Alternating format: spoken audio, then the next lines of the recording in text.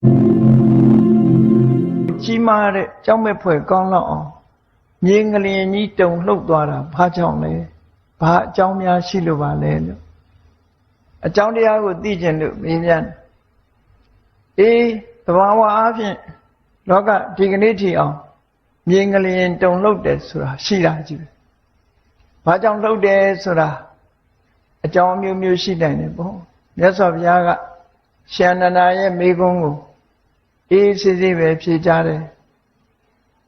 အာနန္ဒာငရင်လှုပ်ဖို့ဆိုတာအကြောင်း၈မျိုးရှိတယ်အဲ့ဒီထဲကအကြောင်းတစ်မျိုးမျိုးကြောင့်လှုပ်ထားတာဖြစ်တယ်ပေါ့သူကသူလှုပ်တာမဟုတ်ဘူး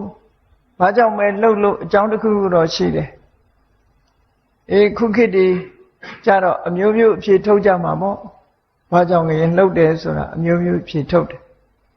မြတ်စွာဘုရားကငရင်လှုပ်ခြင်းရဲ့အကြောင်းတွေကိုဖြေထုတ်ပေးထားတာ၈မျိုးရှိတယ်ဘာကြောင့်